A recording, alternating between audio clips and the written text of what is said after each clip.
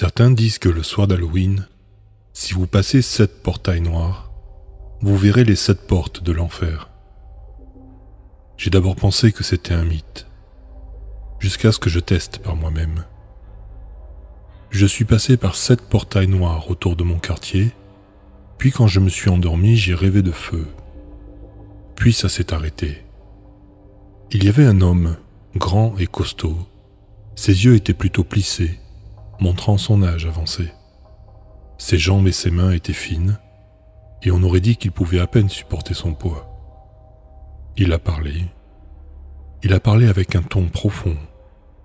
Il a dit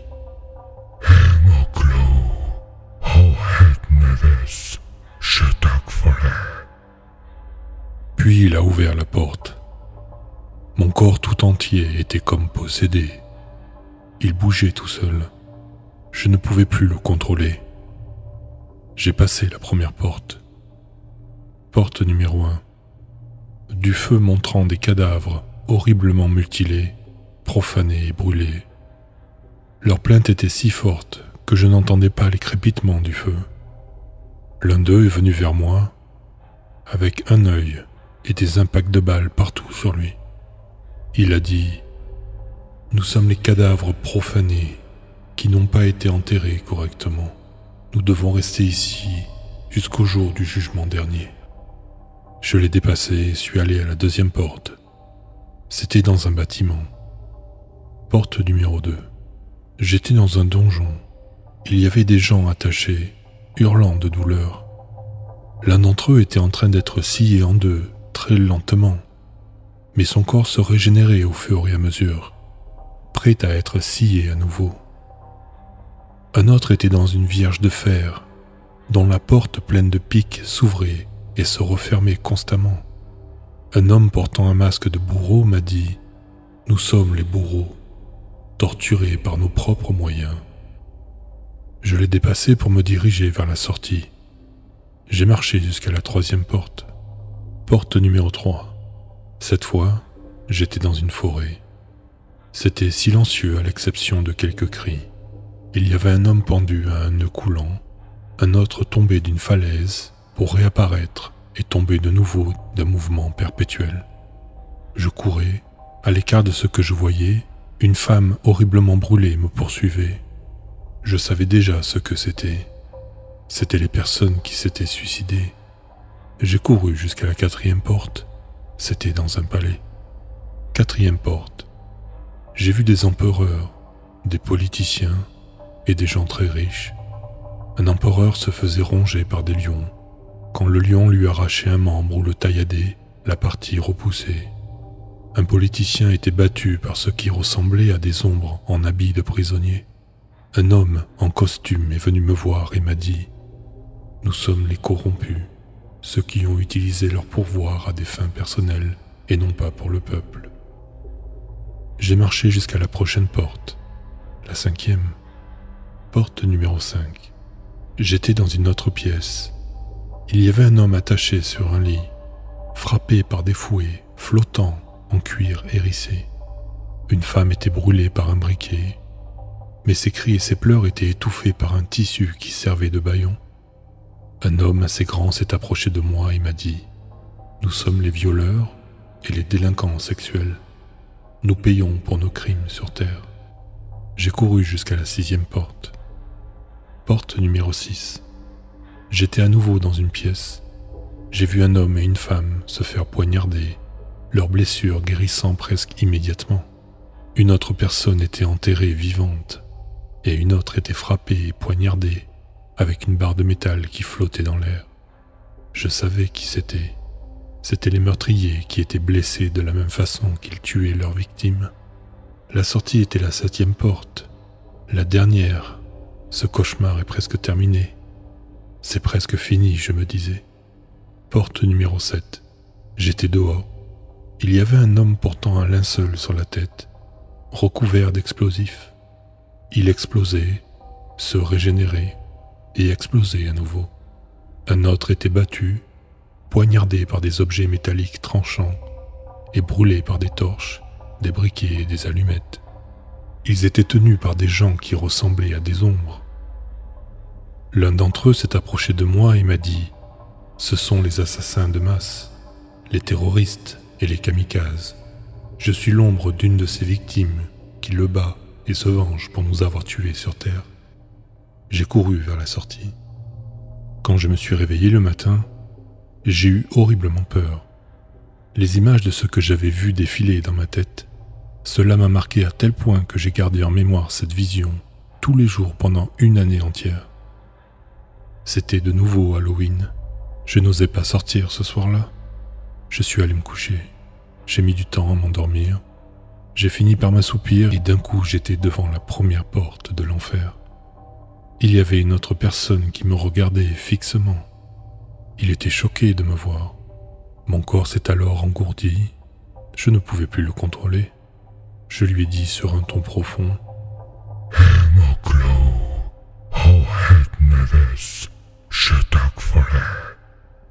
Puis je lui ai ouvert la porte.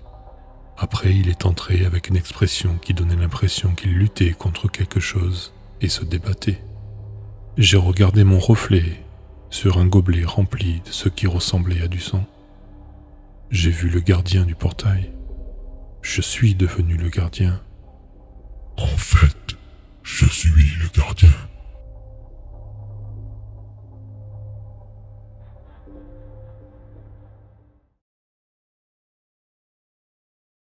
La rumeur veut que chaque Halloween, entre 2h et 5h du matin, une brèche dans l'espace-temps se forme et le néant se confond à la réalité.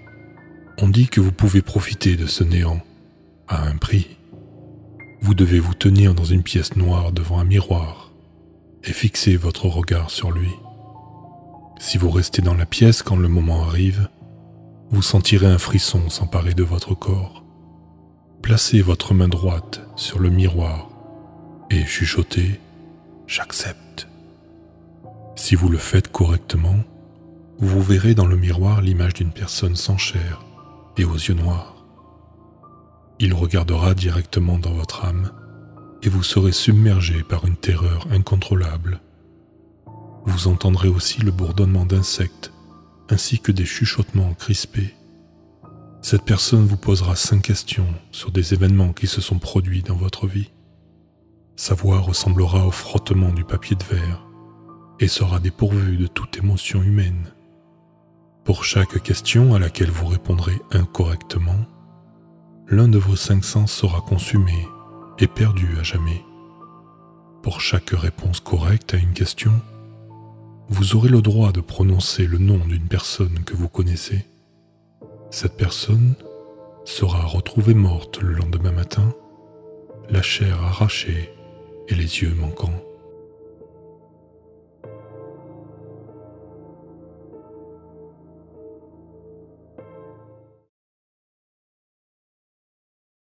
Le jour d'Halloween 1988, 6 adolescents se sont aventurés dans un tunnel d'une voie ferrée locale. Un seul en est sorti en vie avec une photo.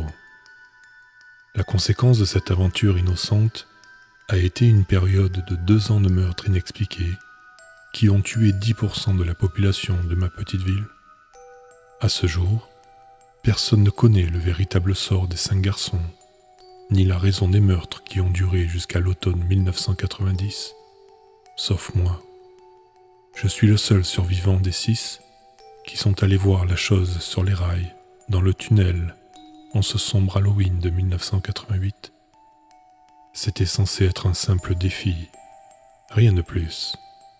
Tout le monde avait entendu parler de la façon dont chaque Halloween, les gens entraient dans le tunnel et n'en ressortaient jamais. On pensait tous que c'était des âneries. Mais là encore, nous n'avions que 14 ans et n'étions pas méfiants concernant le paranormal. On s'attendait juste à voir un farceur ou un attardé dans un drap de lit. Cependant, ce que nous avons trouvé était bien pire. Et ce que nous avons fait a rendu le résultat 10 fois pire que ce qu'il aurait pu être. Nous étions donc 6. Il y avait John, Andy, George, Bill, Fred et moi, Steve. Il est inutile d'expliquer notre choix de costume.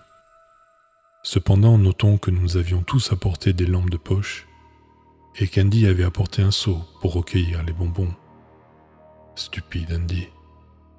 Je me souviens si bien de ta mort qu'elle hante mes rêves jusqu'à ce jour. Et toi aussi. Mais pas pour longtemps. Nous avons tous dîné chez John. Après cela, nous avons joué à Super Mario Bros sur sa Nintendo pour passer le temps jusqu'à ce que la nuit tombe. Une fois la nuit tombée, nous sommes tous partis pour accomplir le défi que nous avions si bêtement accepté. J'ai emporté un Polaroid pour montrer à tous ce qu'il y avait vraiment dans le tunnel. Nous sommes partis quand il faisait très sombre dehors. La plupart des parents faisaient défiler leurs enfants dans la rue pour obtenir des bonbons avant qu'il ne fasse vraiment nuit. Il y avait eu récemment des enlèvements dans le quartier, mais nous étions confiants de ne pas y être concernés. À chaque pas vers le tunnel, il nous a semblé que la nuit tombait plus vite. Et lorsque nous sommes arrivés, il faisait nuit noire, et il n'y avait pratiquement que nous et les enfants plus âgés dehors. Nous nous sommes tous arrêtés à l'entrée du tunnel pendant un moment, réalisant que nous pourrions ne pas en sortir vivants. Après avoir attendu un moment de plus, nous sommes entrés avec hésitation, en allumant toutes nos lampes de poche. Puis cette sensation de grande hésitation, nous l'avons ressentie de plus en plus au fur et à mesure que nous nous enfoncions dans le tunnel. C'était étrange. D'habitude, un tunnel se termine à 100 mètres environ, mais il semblait que celui-ci continuait sur des kilomètres. Nous avons continué sur à peu près 1 kilomètre. C'est alors que nous l'avons vu. À ce moment-là, nous n'avions aucune idée de ce que c'était. « C'est quoi cette chose-là » Bill a demandé en chuchotant au reste d'entre nous. Ce que nous avons vu ressemblait à une fille qui s'était couverte de peinture sombre ou de maquillage et qui portait une simple chemise de nuit. Elle tenait ce qui ressemblait à un grand bâton. Elle nous tournait le dos. N'importe quoi. Andy a haussé les épaules. Il a crié à la chose et lui a lancé le seau. Le seau heurta la créature et roula à droite de la voie. Soudain, elle a fait un bruit horrible et sa tête a tourné à 180 degrés pour nous fixer. Je me suis empressé de sortir mon Polaroid et de prendre une photo. Puis j'ai rangé l'appareil et j'ai secoué la photo en cours de développement avant de la mettre dans ma poche. Tout le monde était figé sur place à regarder la créature, apparemment paralysée. Puis, la créature a tendu son bâton et l'a jeté sur Andy. C'était horrifiant de l'avoir lancé ce que nous savions maintenant être une lance, avec une telle dextérité, et ce, de dos. La lance a frappé Andy à la poitrine, en plein dans le sternum, et l'a transpercé de part en part. Sa colonne vertébrale s'est brisée, et il s'est effondré sur le sol. La lance a fini sa course à une 40aine de mètres derrière nous. Une fraction de seconde plus tard, nous étions tous à courir. Nous n'avons même pas essayé de sauver Andy. J'ai tourné la tête et j'ai vu la créature ouvrir la poitrine d'Andy, déchirant ses muscles et ses organes pendant que notre ami mourant hurlait dans son agonie. Il semblait que la créature voulait séparer la chair des os, car c'est exactement ce qu'elle faisait. La chair et les entrailles d'Andy étaient éparpillées autour de son squelette, dans une mare de son sang. À présent, elle en avait après nous. Bill a été le prochain qu'elle a attrapé, l'éviscérant de la même manière qu'elle avait fait à Andy. Puis elle a eu George, et ensuite Fred. Il ne restait plus que John et moi. La créature était si proche que nous pouvions sentir son souffle putride sur nos nuques. Nous avons tous les deux entendu ses grognements et ses cris démoniaques, alors que nous échappions de justesse à ses tentatives de nous attraper. Nous avons continué à courir. Ni la fatigue, ni l'acide lactique dans nos muscles arrivaient à nous ralentir. Soudain, nous avons vu la fin du tunnel avec l'impression que c'était le matin, ce qui n'était pas logique. Mais John et moi étions tous deux heureux de voir la lumière du jour. Soudain, j'ai entendu un bruit. John avait trébuché. Nous étions à l'extérieur du tunnel et il est tombé. Je n'ai même pas eu besoin de tourner la tête pour savoir qu'il allait être mutilé et éviscéré. J'ai couru à une distance sûre derrière un bois près de ma maison. Ces cris ont résonné dans le quartier et ont réveillé plusieurs familles qui sont sorties pour voir ce qui se passait. Tous ceux qui sont sortis ont vu la créature qui déchirait John. Quand elle a eu fini, elle a balayé du regard les citoyens choqués et a poussé un rugissement assourdissant qu'aucun homme ou animal ne pourrait créer. Elle s'est ensuite précipitée dans le tunnel et tout le monde a couru chez soi, y compris moi. Pendant les 2 années qui ont suivi, les personnes qui avaient vu la créature ont été retrouvées éventrées et dépecées dans leur maison. Certains ont essayé de fuir, mais je les ai entendus dire que c'était comme s'ils étaient enchaînés. La créature retenait tout le monde ici, gardant captifs tous ceux qui l'avaient vue. Je suis le dernier survivant à avoir vu la chose sur les rails, et mon heure approche. Comment ai-je tenu aussi longtemps? Je ne sais pas. Je pense qu'elle aime me torturer. Elle s'est emparée de ma vie, et je ne peux plus avoir une vie normale. Je ne peux plus sortir dans le noir. Mes fenêtres sont toujours fermées, les stores toujours baissés, les portes toujours verrouillées. J'ai essayé de me tuer plusieurs fois, mais je ne peux pas. Elle ne me laisse pas faire. Récemment, j'ai entendu les cris d'agonie de mes amis morts. J'ai aussi entendu le bruit d'un seau qui tapait sur ma fenêtre. C'est un signe. Elle vient pour moi.